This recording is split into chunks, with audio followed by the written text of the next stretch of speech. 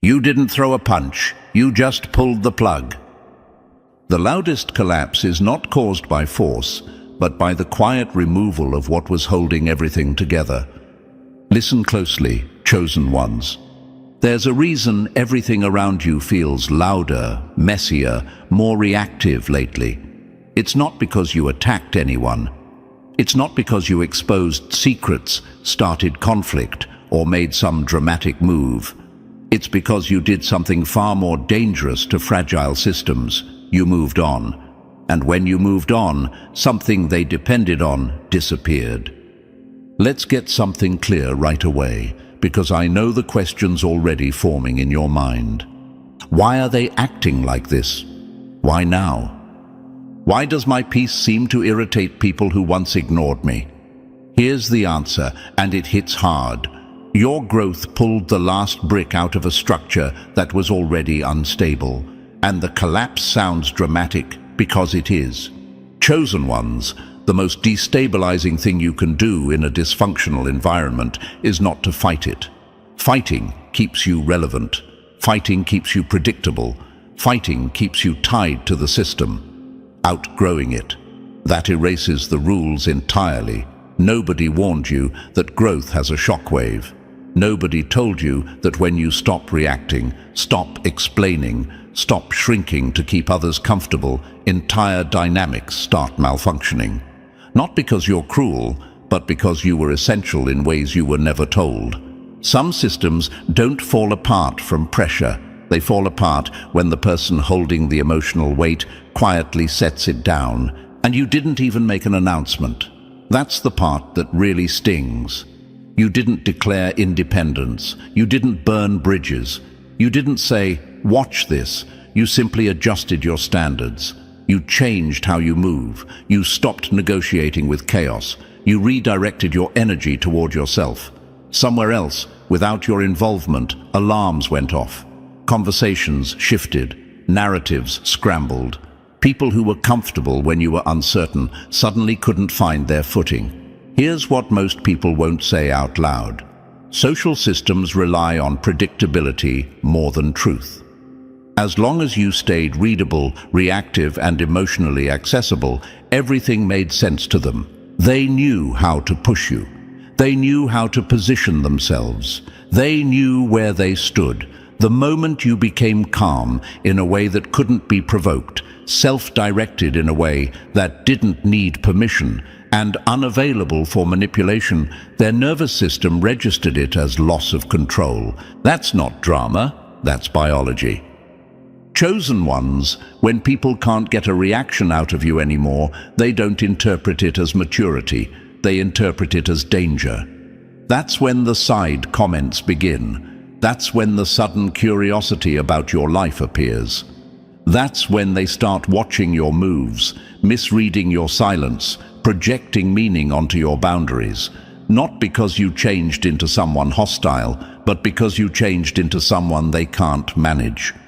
And here's the part you need to hear clearly, because this is where doubt tries to creep in. You didn't do anything wrong. You didn't switch up. You didn't become cold.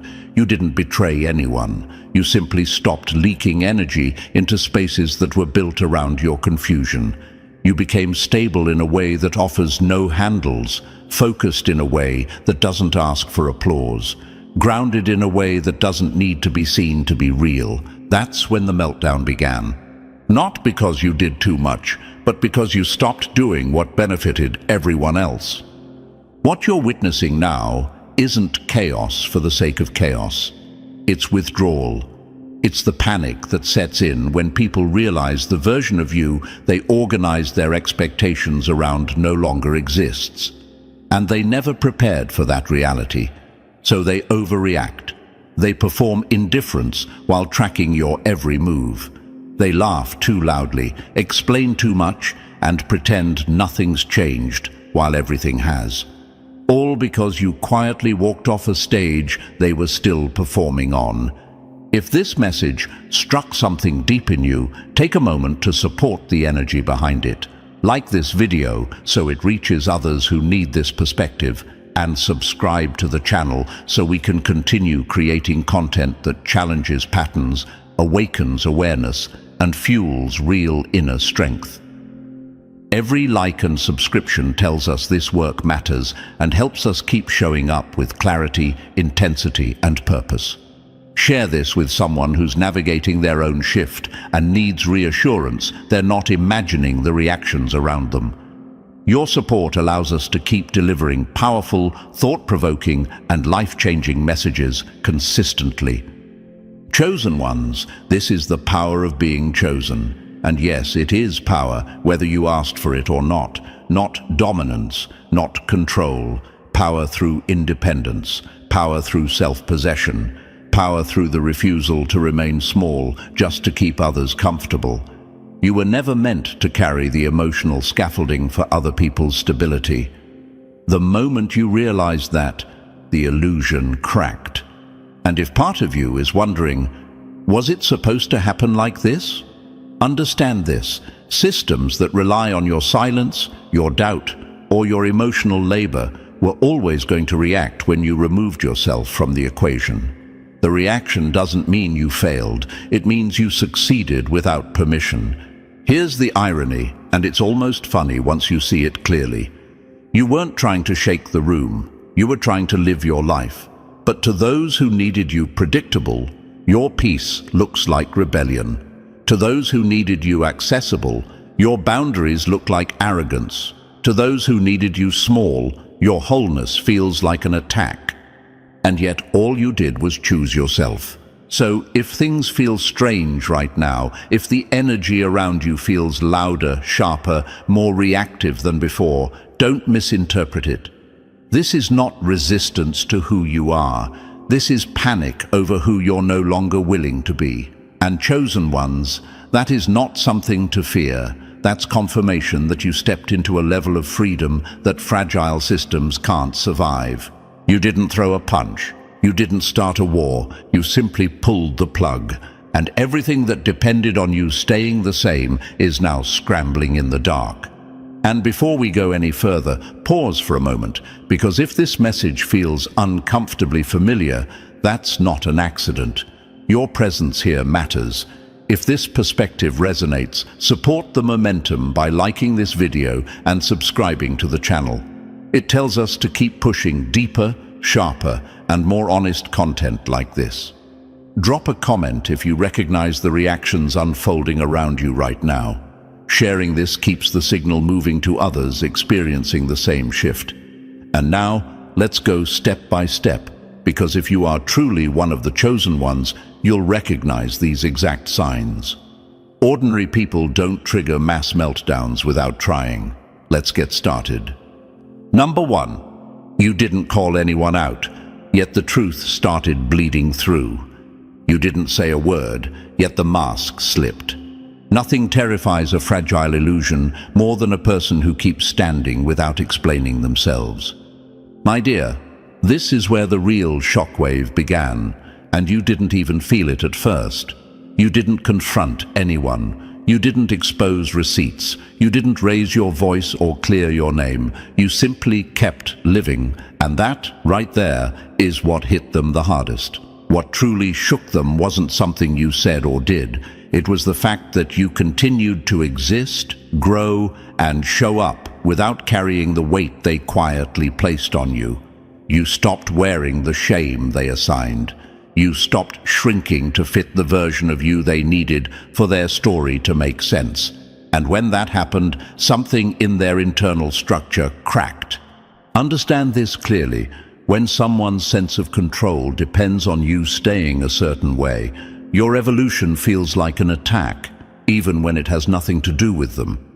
They built a narrative around your confusion, your self-doubt, your need for approval. That narrative gave them comfort, leverage, and sometimes even identity. And you didn't tear it down aggressively. You outgrew it silently. That's why this kind of exposure is brutal. Most people believe exposure comes from confrontation, from dramatic truth bombs, from public call-outs. It doesn't. The most devastating exposure happens when your life becomes evidence. When you're still standing, still functioning, still moving forward, still becoming more grounded, more focused, more self-directed, without asking for permission. They can argue with words, they can distort stories, they can discredit accusations, but they cannot argue with consistency, they cannot disprove stability, they cannot attack a life that quietly contradicts every excuse they used to justify how they treated you or what they believed about you. So instead of engaging honestly, they unravel. Chosen ones, this is where the questions start forming in your mind. Why are they acting strange? Why the sudden defensiveness? Why does my silence seem to irritate them more than my words ever did? The answer is simple and uncomfortable for them. You removed yourself from the role that made their version of reality work. What made this especially destabilizing is that you didn't demand accountability, you didn't ask for apologies, you didn't even ask to be understood. You moved on without dragging them into your next chapter. And in doing so, you took away their final illusion of control, the ability to influence the outcome. People can handle being challenged. What they cannot handle is being rendered irrelevant to the story altogether. There is something deeply unsettling about a person who refuses to perform their pain anymore. When you stop explaining yourself, stop oversharing, stop reliving what hurt you just to make others comfortable, you force people to sit with their own role in things. No distractions, no emotional theater, just truth. That's when defensiveness appears. That's when reactions stop matching the situation. That's when small triggers provoke massive responses. Your existence became a mirror, but not because you tried to reflect anything back at them. Mirrors don't need intention to reveal what's there. They simply show it. Your calm showed them their chaos. Your clarity showed them their contradictions. Your forward movement showed them where they stayed stuck, and that reflection was unbearable. You didn't expose them by pointing fingers. You exposed them by becoming proof that the version of reality they depended on no longer holds up. You exposed them by refusing to stay frozen in a past that benefited everyone except you. You exposed them by living in a way that no longer validated their assumptions. And here's the part that truly hits hard. Once that happens, the meltdown is no longer about you. It's about the collapse of a lie they were never prepared to release. A lie that said they understood you. A lie that said they had influence over you. A lie that said you needed their interpretation to exist. This is power they never warned you about. Not loud power, not dominating power, but the quiet power of self-possession. The kind that doesn't argue, the kind that doesn't chase closure, the kind that doesn't ask to be believed. It simply moves forward and lets reality do the talking. If you're wondering whether this makes you cruel or detached, let that thought go. You didn't become heartless, you became whole. And wholeness is dangerous to systems that thrive on fragmentation. You didn't remove yourself to punish anyone. You removed yourself to breathe. And in that space, the truth surfaced on its own. That's why their reactions feel excessive. That's why the tension seems disproportionate. That's why something as simple as your silence feels threatening. Because silence from someone who used to explain everything sounds like freedom. And freedom exposes every invisible chain others were pretending didn't exist. So if you feel the energy shifting, don't rush to fix it. Don't rush to clarify. Don't rush to soften yourself to ease their discomfort. What you're witnessing is not your failure to communicate. It's their inability to control a version of you that no longer exists. You didn't say a word, yet the mask slipped. And once truth is exposed without effort, it cannot be unseen. Number 2, the panic began the moment you stopped needing to be fixed. The alarm went off when you stopped needing repairs. People don't panic when you improve. They panic when you no longer need them to explain you. My dear chosen ones, this is the exact moment everything shifted, and it happened far quieter than anyone expected. The meltdown didn't begin when you started healing. It didn't start when you were trying, processing, or figuring yourself out. In fact, people were very comfortable with that version of you. That version made sense to them. You were allowed to grow then, but only in ways that stayed convenient, visible, and incomplete. As long as you doubted yourself, second-guessed your instincts, or needed reassurance, everything felt stable to them. You were readable, reachable, explainable. They knew how to approach you, advise you, manage you, and sometimes even define themselves in relation to you. Your struggle gave them context. Your uncertainty gave them leverage. Your openness gave them a role. Then something changed, and this is where the panic truly began. You didn't announce that you were healed. You didn't make a speech about being whole. You didn't declare a new identity. You simply stopped moving like someone who needed fixing. And that subtle shift was louder than any announcement could have been. Your reactions changed. You didn't rush to explain yourself. You didn't overextend to keep the peace. You didn't circle back to draining situations just to prove loyalty. Your decisions became cleaner. Your energy became more selective. You stopped negotiating with things that cost you clarity. Not cold, not loud, just done. Understand this. What unsettles people isn't confidence. People can tolerate confidence because confidence still seeks validation. What truly destabilizes them is completion. A person who is still wounded can be negotiated with. A person who is healing can be advised. But a person who is no longer broken doesn't need permission, reassurance, or saving. And that's where the alarm goes off. The moment they realized you no longer needed them in the same way, their internal structure collapsed, because suddenly their role in your life had expired. And no one likes finding out they're no longer needed without being consulted first. There's an unspoken advantage people gain when someone around them is struggling. It gives them purpose. It gives them positioning. It allows them to feel ahead, wiser, more stable, or more important. Your healing removed that entire dynamic. You weren't someone to manage anymore. You weren't someone to worry about, talk around, or subtly feel superior to. You became self-directed, and that is deeply disorienting for people who were used to standing above, ahead of, or in charge of you. This is why the meltdown doesn't come only from envy. It comes from loss. Loss of access, loss of relevance, loss of the familiar version of you that made them feel secure in their own role. This is also why their reactions often feel delayed or exaggerated. They're not reacting to who you are now. They're grieving the version of you they could predict, the version that fit neatly into their expectations, the version that needed fixing. You didn't become arrogant, you became intact. And for people who were only comfortable with you in pieces, wholeness feels like a threat they never prepared for. Your stability exposes how much of their influence depended on your instability.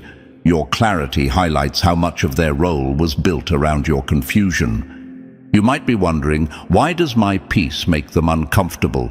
Because your peace signals independence. It signals that you no longer require interpretation. And when people can't define you, manage you, or frame you through their own lens, they lose control of the narrative they relied on. This is where self-doubt tries to creep back in. You may question whether you've changed too much, whether you've become distant, whether you should soften yourself to restore balance. Don't. What you're witnessing is not proof that you're doing something wrong. It's proof that you crossed a threshold they never thought you would. Your wholeness removed their leverage. Your completion removed their role. Your self-direction removed their comfort. And that's why the meltdown feels personal to them, but has nothing to do with you. You didn't wake up one day and decide to disrupt anyone. You simply stopped moving like someone who needed approval to exist. And in a world where many people build identity around fixing, guiding, or positioning themselves above others, your independence feels like an eviction notice. So if the reactions around you feel intense, emotional, or out of proportion, see them for what they are. Not anger, not hostility. Grief. Grief for a version of you that made their world make sense. Chosen ones, you were never meant to remain broken so others could feel whole. And the moment you realized that, the system started shaking, not because you attacked it, but because you no longer belonged to it. Number 3. You broke the power structure without ever stepping into the fight. You didn't climb the ladder, you made it useless. The fastest way to break a hierarchy is not to fight your way up it, but to walk away and stop needing it. This is where the panic became unavoidable. Not because you challenged anyone directly, not because you tried to win, dominate, or overtake. The most chaotic thing you did was far quieter than that. You stopped positioning yourself inside a structure that was never designed for your expansion. You didn't beat them at their own game. You made the game irrelevant. That's what shattered everything. Hierarchies survive on comparison, on rank, on roles that stay fixed long enough for power to feel real. They require someone to be above and someone to be below, someone to lead and someone to follow, someone to decide and someone to wait. And for a long time, they had you placed exactly where they wanted you, the helper, the supporter, the one who adjusted, the one who questioned themselves, the one who needed approval before moving forward. Chosen ones, they weren't threatened by you when you were trying to figure things out. They weren't threatened when you were asking for guidance, waiting your turn, or doubting your instincts. That version of you fit neatly into the structure. They knew where they stood in relation to you. They could manage the pace. They could influence the narrative. They could feel important without ever being tested. Then something changed, and it didn't announce itself. You stopped waiting for permission. You didn't demand authority. You didn't declare independence. You simply began moving according to your own timing, your own standards, your own internal compass. Decisions became cleaner. Boundaries became firmer. You no longer adjusted your growth to keep others comfortable. And without realizing it, you removed the anchor that made their position feel stable. This is what most people don't understand about hierarchies. They only work when everyone agrees to play along. The moment one person steps outside the rules, not aggressively, not rebelliously, but calmly, the entire balance starts to wobble, because now the ladder they were climbing isn't attached to you anymore.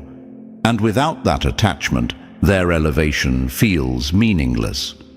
People around you didn't feel threatened because you competed with them. They felt threatened because your freedom exposed how much of their influence depended on your limitations. As long as you were confined to a role, their position felt justified. The moment you became uncontainable, that justification collapsed. Someone who is free without causing chaos is deeply unsettling to controlled systems. You didn't storm the gates. You didn't overthrow anyone. You simply stopped asking where you were allowed to stand. And that alone highlighted a truth they were never ready to face. Their sense of authority required your compliance. That's where the panic came from. You didn't try to show superiority, yet your self-direction made dependency visible. You didn't claim dominance, yet their need for control became obvious. The cracks in the structure started showing, not because you exposed them, but because your presence no longer reinforced the illusion. Others could see it. They could feel it. And once a hierarchy starts looking fragile, those at the top react loudly. That's when the overreactions appeared, the gossip, the subtle undermining, the strange behavior that doesn't quite make sense. They were trying to pin something on you, arrogance, rebellion, disloyalty, anything that could explain why the structure felt unstable. But they couldn't land the accusation because you weren't doing anything wrong. You were simply living without shrinking. This is where the humor comes in. You didn't even notice you were dismantling anything. You weren't plotting, you weren't calculating, you weren't trying to disrupt order. You were busy becoming who you were always capable of being. The fallout didn't come from your intention.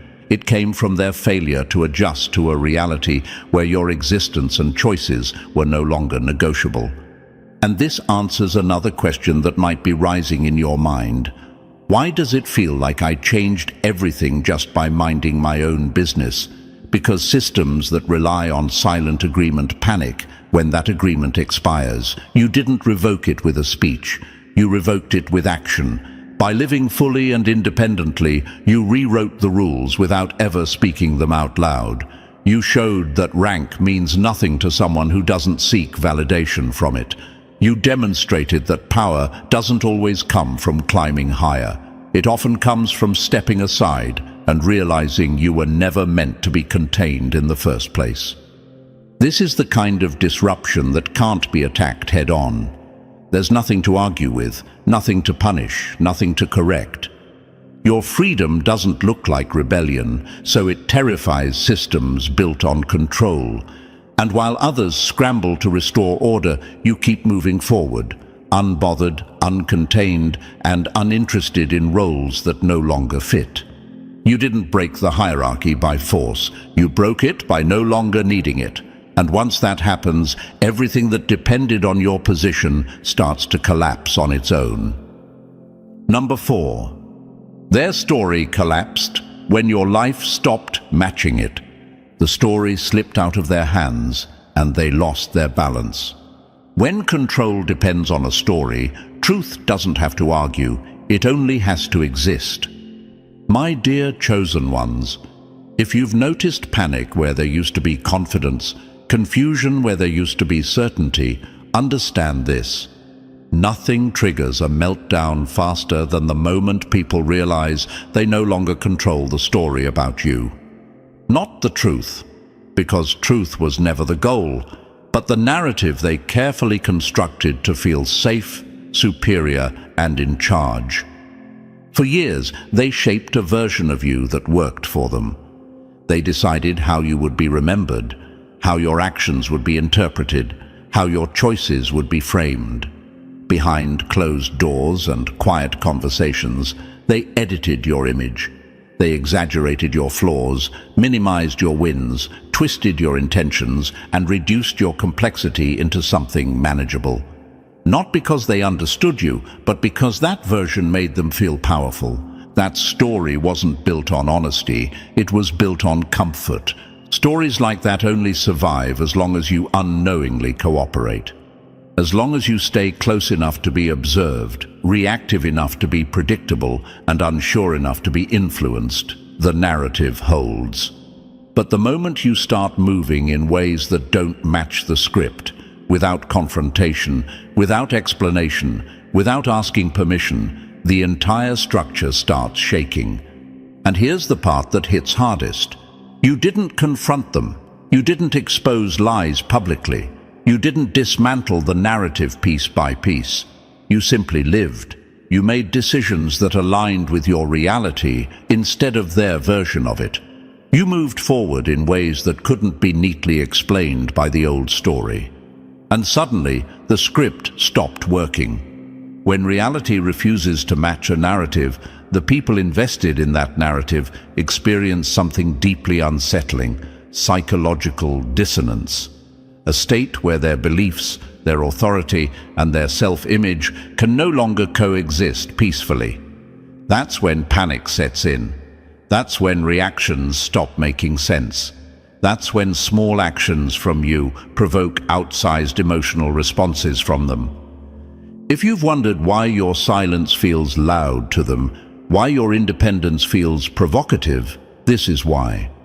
They are scrambling to regain control over something that is no longer negotiable, your reality.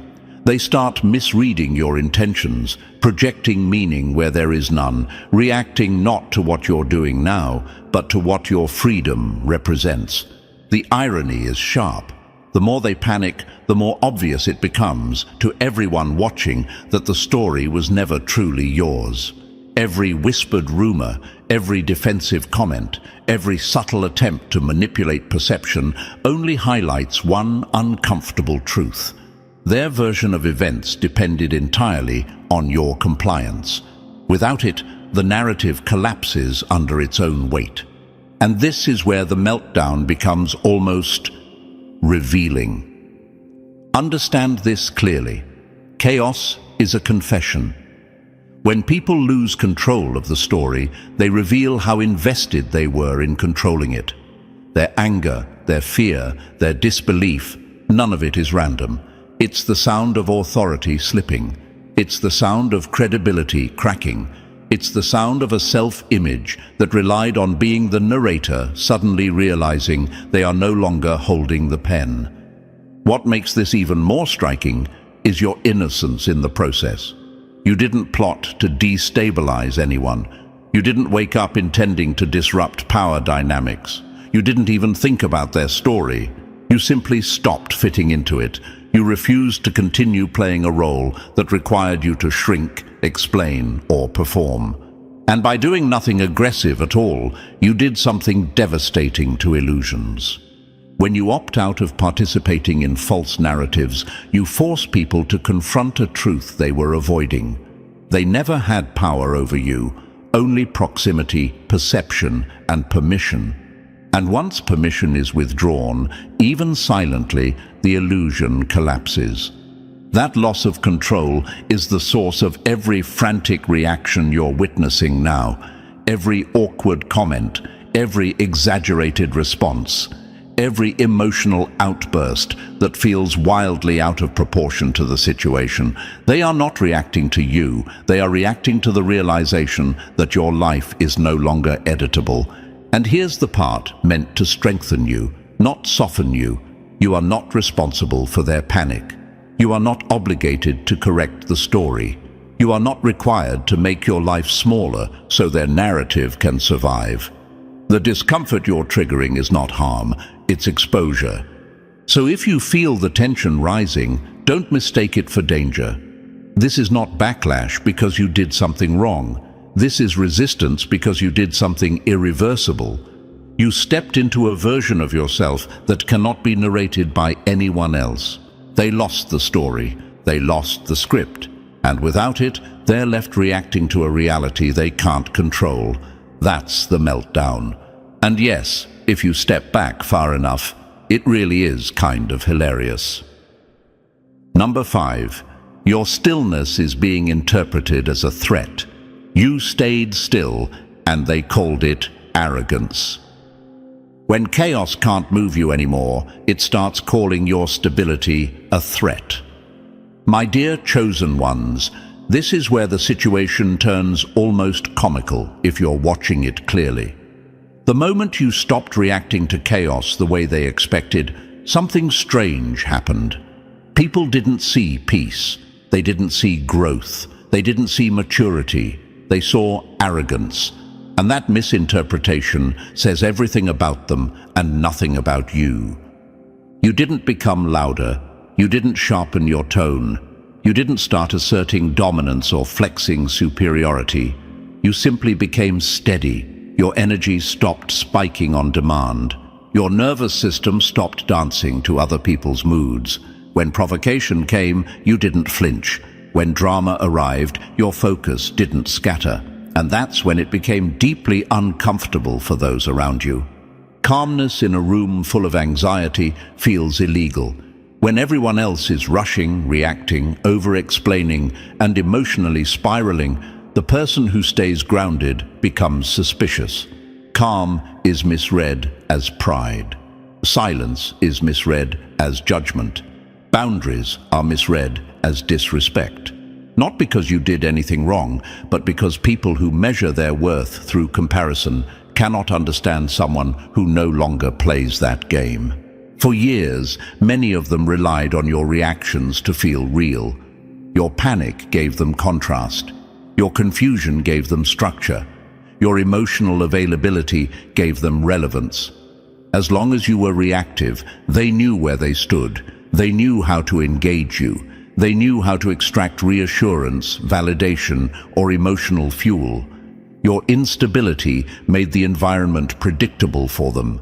Then you stopped feeding the chaos, and once that happened, everything you did started getting overinterpreted. Your silence wasn't neutral anymore, it became a statement. Your boundaries weren't healthy anymore, they became a challenge. Your composure wasn't maturity anymore, it became attitude. Not because you changed into something threatening, but because you stopped providing the emotional signals they were addicted to reading. That's the irony. My dear, you didn't try to intimidate anyone. You weren't posturing. You weren't competing. You were simply existing without needing approval, and that alone made people feel exposed, cornered, and unsettled. When someone can no longer influence your emotional state, they lose the illusion of importance they quietly relied on. Here's the part many people don't understand. Calmness cannot be faked convincingly for long. Anyone can mimic confidence for a moment. Anyone can project bravado or pretend to be unbothered. But real calm, the kind you're carrying now, comes from internal alignment. It comes from clarity, from self-respect, from independence, from not outsourcing your emotional regulation to the room you're in. When someone who once relied on manipulating your responses encounters a version of you that no longer reacts predictably, it creates panic. Not anger, panic. Because unpredictability removes leverage, and when leverage disappears, people get loud, they get dramatic, they overreact. They create scenes, stories, and tension in an attempt to reclaim control they never truly had. That's why the meltdown looks exaggerated. That's why the reactions don't match the situation. They're not responding to anything you did in the moment.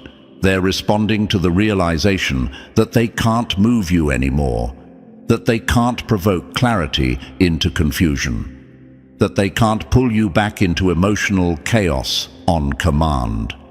And here's the truth you need to internalize. Your composed presence is not an attack. It's a reflection of your mastery over yourself and your circumstances. It exposes how much noise others require to feel significant. It highlights how dependent some people are on emotional volatility to maintain a sense of control. If you're questioning yourself right now, wondering if you're being cold, distant, or too much, pause. Ask yourself this instead. Are you calmer than you've ever been? Are you clearer than before? Are you less reactive, less apologetic, less entangled in drama that doesn't serve you? If the answer is yes, then what they're calling arrogance is simply your nervous system finally at peace. That peace is disruptive, not because it's loud, but because it can't be shaken. And in a world addicted to reaction, someone who remains steady becomes the most destabilizing presence in the room. So let them misread it, let them project, let them struggle to label what they don't understand. You don't need to correct the narrative. You don't need to soften your boundaries to make others comfortable. You don't need to explain your calm. Because chosen ones, sometimes the strongest disruption doesn't come from confrontation or noise. It comes from being quietly unshakable in a world desperate to provoke a reaction. And the fact that your stillness is causing so much unrest, that's not arrogance, that's confirmation. Number 6.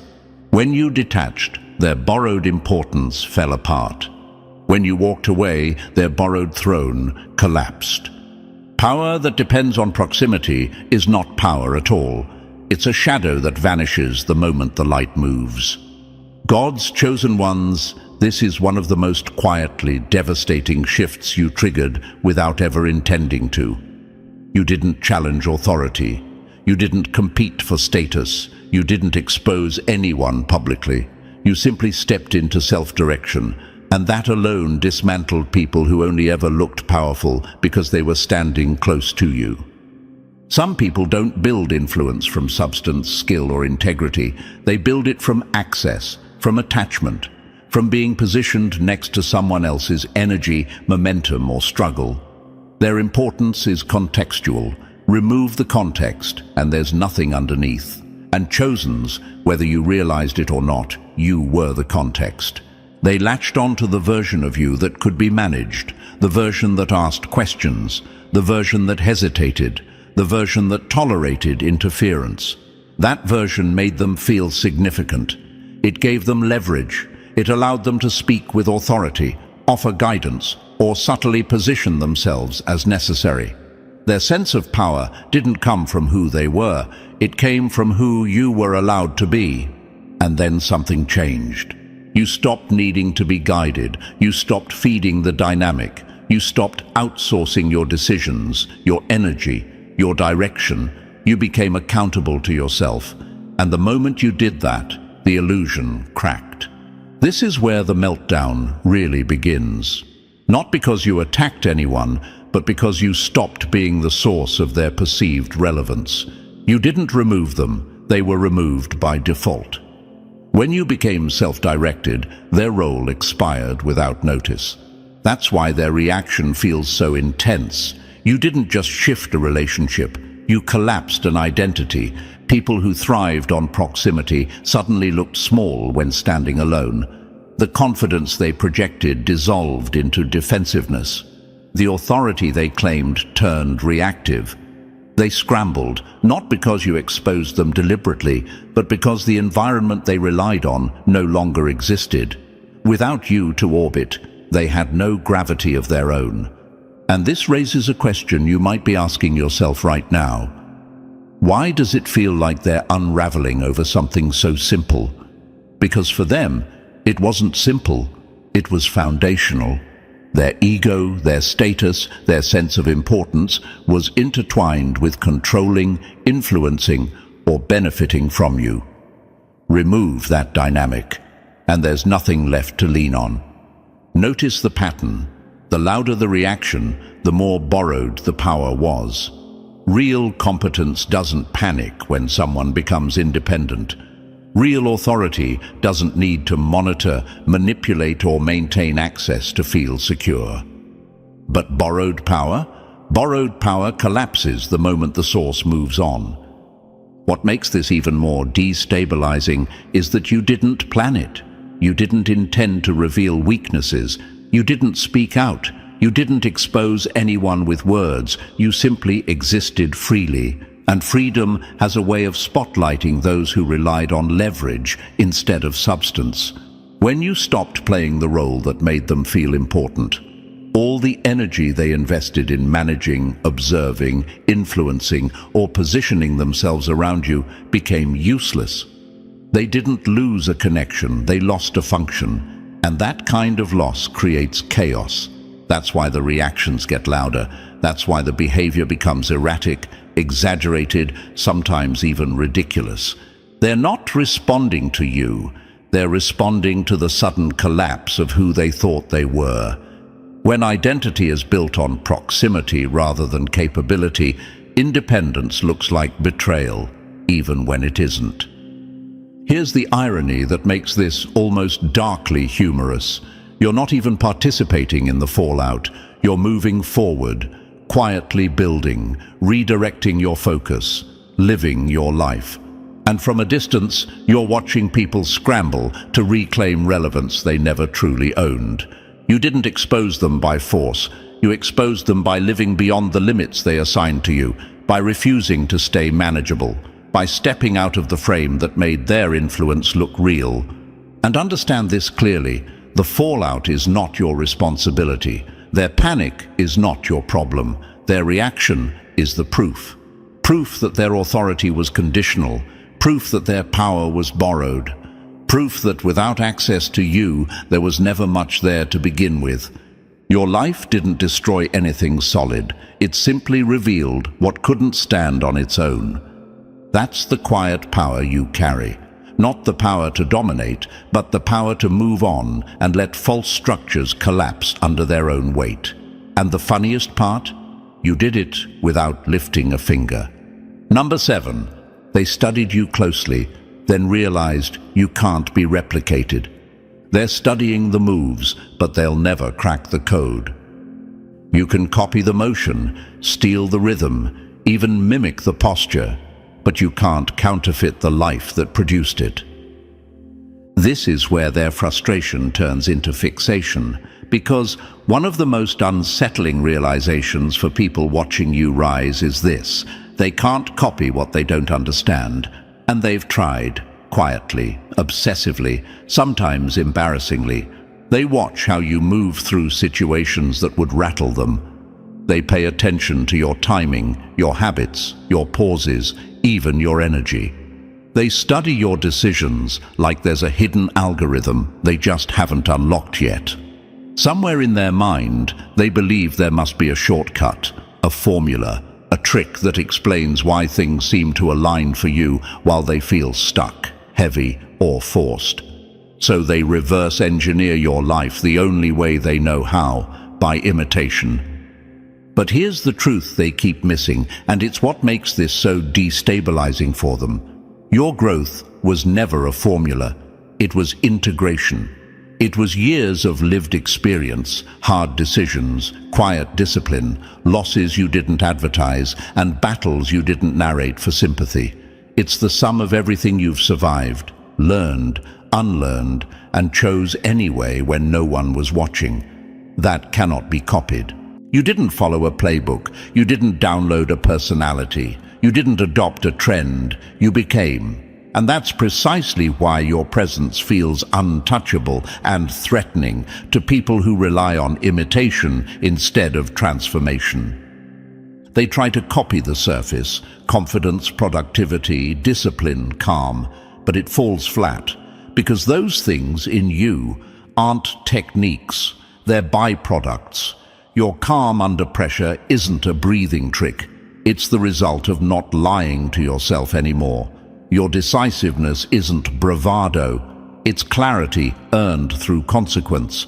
Your refusal to bend to manipulation isn't arrogance. It's self-respect built through experience.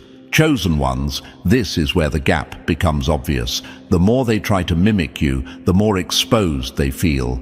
Forced confidence looks brittle next to grounded certainty. Rehearsed discipline collapses next to consistency that doesn't need validation. And every attempt to perform what you embody only highlights the distance between their facade and your reality. That's when panic sets in, because they realize something deeply uncomfortable. They're stuck in imitation while you're advancing in authenticity, and authenticity has momentum. It doesn't need maintenance. It doesn't require constant performance. It compounds quietly. Meanwhile, imitation is exhausting. It requires constant monitoring, comparison, and adjustment. That imbalance drives people into extreme reactions. You'll notice it in the way they suddenly get louder, more critical, more defensive, or strangely obsessive. They start commenting on your choices, questioning your methods, downplaying your progress. Not because you did anything wrong, but because they're watching proof that evolution is possible, and they haven't done the internal work required to access it. And here's the part that cuts deepest for them. The envy isn't really about what you have. It's about what you represent. You are living evidence that growth can be real, internal, and unmanufactured. That someone can change without pretending. That alignment beats strategy. That depth outpaces hustle. That scares people who've built their identity on appearance rather than substance. The ironic twist is that you don't even have to try to intimidate anyone. Your life lived without pretense already outpaces every tactic they attempt. You don't need to defend your position. You don't need to explain your process. Your results, your steadiness, your presence speak for you. That's why their meltdown isn't about competition. It's about comprehension. They can't understand the foundation beneath your achievements. They can't control it. And most unsettling of all, they can't replicate it. Because what made you effective wasn't something you learned last week. It was something you became over time. So when you see the frustration, the confusion, the overreactions, don't misinterpret it as hatred or rivalry. It's grief. Grief for a shortcut that doesn't exist. Grief for a version of success they can't steal. Grief for the realization that copying outcomes without doing the inner work only leads to emptiness. Chosen ones, your authenticity is untouchable. Not because it's perfect, but because it's real. And every meltdown you trigger without trying is a reminder of a simple truth most people don't want to face. Some things can't be faked, copied, or contained, especially a life built from the inside out. And that's exactly why your rise feels so threatening, and if you can step back and observe it, kind of hilarious. Number 8. Your real growth exposed who was only performing change. You didn't level up for show, and that's why the illusion shattered. Nothing exposes a performance faster than someone who stops performing and starts becoming. My dear chosen ones, this is one of the most uncomfortable truths people will ever face in your presence, and it has nothing to do with envy alone. It's the moment they realize that while they've been talking about growth, you've been living it. While they've been polishing language, collecting buzzwords, and curating an image of progress, you've been quietly doing the work that doesn't photograph well and doesn't need applause. This is where the meltdown really intensifies. Most people don't actually evolve. They decorate stagnation with vocabulary. They speak fluently about self-improvement, mindfulness, discipline, ambition, and healing. They know the phrases, they repost the quotes, they echo the concepts, but beneath the surface, the patterns remain the same. Same reactions, same excuses, same emotional loops, same avoidance dressed up as awareness. And then there's you. You didn't announce your evolution. You didn't rebrand yourself or make a spectacle out of your progress. You simply started shedding old patterns. You stopped repeating behaviors that no longer aligned with who you were becoming. You made cleaner decisions when no one was watching. You held yourself accountable without turning it into a performance. You corrected yourself quietly. You grew privately. That contrast is devastating to people who rely on appearances. Your evolution is not loud, but it's undeniable, and that's why it hits so hard. Every boundary you enforce without drama, every choice you make from clarity instead of impulse, every step forward taken without validation highlights the gap between who they claim to be and who they actually are. You don't need to point it out. Your life does it for you. This is where confusion turns into discomfort, and discomfort turns into panic. They feel exposed, not because you attacked them, but because your existence removes their hiding place. You become a mirror they can't close, a mirror that doesn't accuse but reflects. And reflections are ruthless when someone has been avoiding their own truth. Suddenly, their casual arrogance doesn't land the same. Their assumed superiority feels hollow. Their confidence starts to wobble when standing next to someone who isn't pretending. This is why the reactions seem disproportionate. It's not about competition. It's about collapse. The collapse of an identity built on words rather than action. The collapse of a self-image that depended on staying one step ahead of you, at least in theory. When you actually surpass them through consistency and inner work, the illusion doesn't bend, it breaks. What makes this even more destabilizing is that you're not trying to look evolved. You're not announcing breakthroughs. You're not bragging about clarity. You're not positioning yourself above anyone. You simply exist as someone who has integrated lessons into behavior, and integration is terrifying to those who only collect concepts. Humans resist confrontation when it comes unexpectedly, and nothing is more unexpected than watching someone you underestimated actually change, not temporarily, not performatively, but fundamentally, when they see your life moving forward while theirs feels stuck in the same emotional and behavioral place. The internal tension becomes unbearable. That's when jealousy shows up disguised as criticism. That's when panic disguises itself as concern. That's when irrational reactions replace self-reflection. Let this settle in your mind. The meltdown is not proof that you did something wrong. It's proof that truth has entered the room without asking permission. Your presence makes it impossible for others to keep lying to themselves comfortably. And when people are forced to face the distance between who they say they are and how they actually live, they don't thank the mirror, they attack it.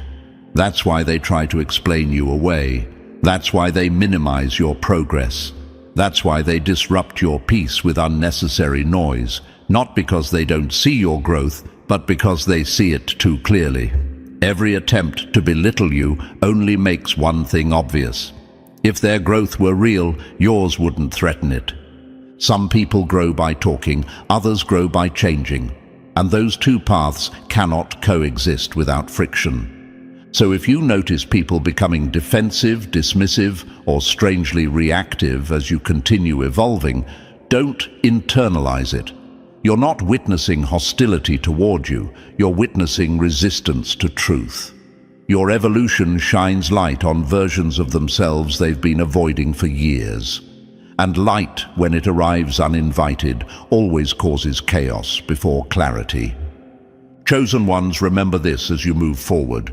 You don't need to convince anyone that you've grown. The people who were pretending already know, and the meltdown that follows is simply the sound of a false identity struggling to survive in the presence of something real. Some people talk about growth. You live it. Number 9.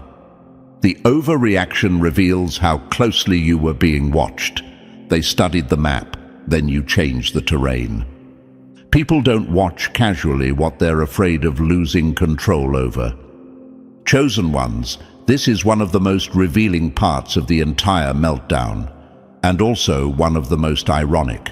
Long before anything exploded, long before the strange reactions and exaggerated behavior surfaced, you were being watched far more closely than you ever realized. Not admired openly, not acknowledged directly, studied, tracked, monitored in quiet, almost invisible ways.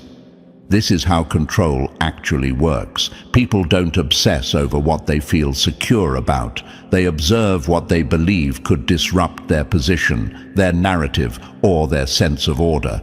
Somewhere along the way, your presence became something they felt needed managing. They noticed your habits, your routines, the timing of your decisions, the way your energy shifted depending on the room, the people, the environment. They filed away patterns without ever admitting they were doing it, and you had no idea. Their sense of safety wasn't built on honesty or mutual respect.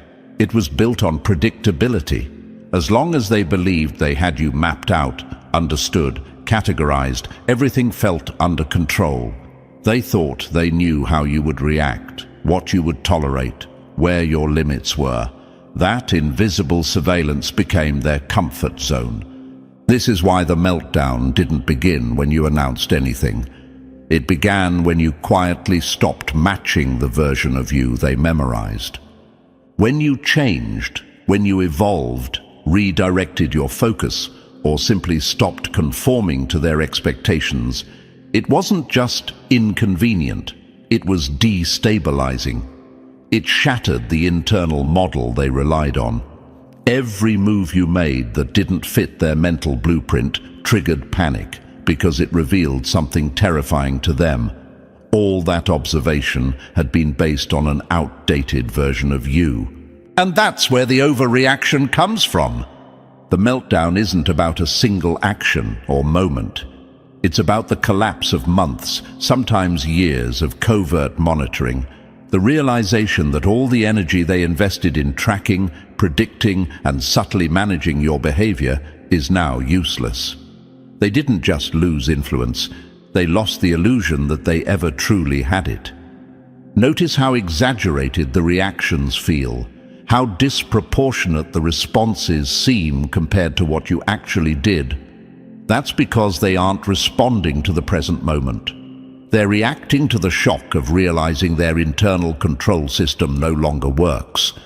The map they built no longer matches the terrain. Here's the irony they never see coming. Their obsession with understanding you made them blind to their own limitations.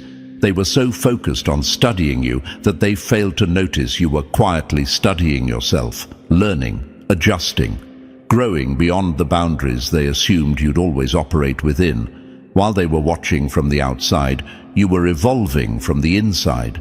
And because your growth happened silently, without confrontation, without announcements, without drama, it hit them all at once. Like a delayed impact they weren't prepared to process. That's why the meltdown looks chaotic.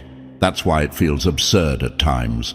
Nervous laughter, awkward comments, sudden concern, over-analysis. It's not confusion, it's panic. Chosens. Every defensive remark, every attempt to reinsert relevance, every strange effort to reassert authority is evidence of how dependent they became on watching you. Surveillance became a substitute for control, and the moment it stopped working, everything unraveled. Your calm is what exposed it. Your steady movement forward, your refusal to perform for an audience that never deserved access. You didn't confront them with words. You confronted them with unpredictability born from self-alignment.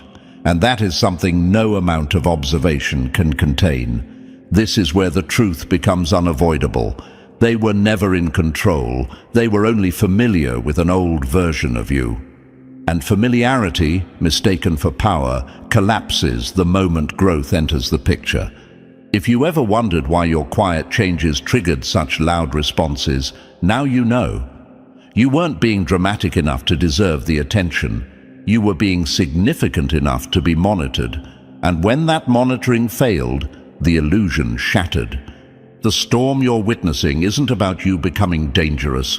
It's about them realizing they were never as secure as they thought. Your life, your freedom, your ability to move without explanation forced them to face a reality they avoided for a long time. They weren't watching because they understood you. They were watching because they feared losing influence. And now that fear has nowhere to hide. So let them react. Let them overinterpret. Let them scramble to rebuild relevance. You don't need to clarify, slow down, or return to a version of yourself that made them comfortable. The meltdown is not a sign you're doing something wrong. It's proof you outgrew the reach of those who thought watching you was the same as owning you. And once that illusion breaks, it never comes back together the same way again. And as we come to the end of this, take a moment to recognize what you've just understood. If the reactions around you suddenly make sense, that awareness alone is a turning point. You're not imagining the tension, and you're not responsible for managing it. If this message resonated, support the work by liking this video and subscribing to the channel so we can keep delivering clear, powerful perspectives like this. Drop 77 in the comments if you recognize these patterns in your own life, and share this with someone who needs confirmation they're not alone in this shift.